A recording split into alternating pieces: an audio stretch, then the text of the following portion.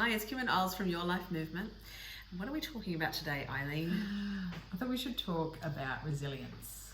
Yes. In children. How do we raise resilient kids? How do we build it up in children? Yeah, well, I think it's a very controversial word in the last couple of years, particularly being in early education for the last 20 years. It's been, can we say bastardized a little? I think the understanding of resilience is toughen up. It's got that toughen up, you'll be right, get on with it. Actually, that's not what resilience is. Resilience is the ability to bounce back from a challenging situation and be okay. And I think that that's a huge difference. I had a parent in one of the centres I worked at a long time ago. One of our staff members wrote something about, building resilient children within our service. And, she was well-intentioned, but the mother took offence to it. But her interpretation was, I don't want my child to be toughened up. I don't want them to be rigid and toughened. I'm okay with them being how they are. And so it was great because it opened up a whole conversation about, so what actually is resilience? Resilience in people or young children is the ability to adapt to change, to develop close and secure relationships. What did you say before? Compassion.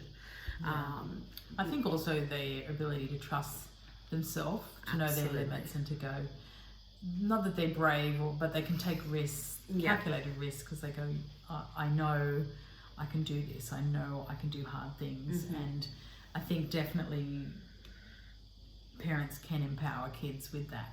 Absolutely. By them knowing that they can come to you, by them knowing that it's okay, it's going to be hard, but you can do it, and you're going to be stronger from whether that's doing a presentation or doing an audition for something. And they're totally freaking out, but then they realize, wow, maybe I didn't get it, but I pushed. It's like, I always think of that rubber band, the elastic, and you can keep stretching it, and it becomes more supple. So the more they do things, the more they can be adaptable. Yeah, absolutely. And I think the big thing is, to some of you might be saying, well, how do you build resilience in children? And I really do think it's about offering opportunity. Offering opportunity that challenges them just a little bit beyond where they're at that time. Take, for example, my son. We've got a rock pool that's not far from our home, and every week for the past 6 weeks he's been getting in there. Come on, Mum, come to the rock pool. I want to swim across the end. And he's either not done it, it's been too cold, too many waves, he's scared about the end because it's dark, like what your fear as well, the dark end of the thing.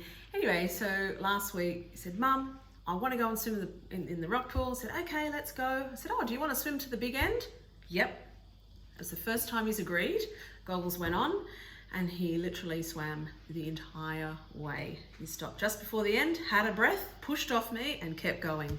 And that was the definition of resilience. It really was. He was afraid of that rock pool for a very long time, but little by little, I kept bringing him back, and he really did give it a good go.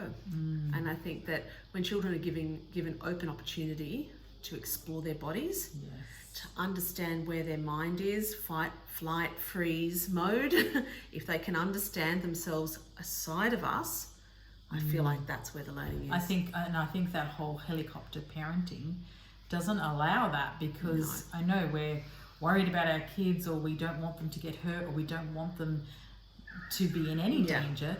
So we actually mollycoddle them way too much, and they never experience that. So they never build that within themselves. So we can actually be doing a disservice if we're hindering their development. Development, their growth, and their we move all the time, and we've moved quite a few different schools, the kids, and every time they get upset and I don't want to leave and I don't want to go. But my youngest, when she moved the last time, she said I could hear her saying to her brother, but do you remember you felt this last time, and now you've met even more amazing friends. Yes. So it's that whole idea that they then themselves know, yes, it's hard and I don't want to do this, but there's this other possibility that I'm going to Absolutely. meet someone even better. I'm going to meet even more people, or I'm Yeah. going to.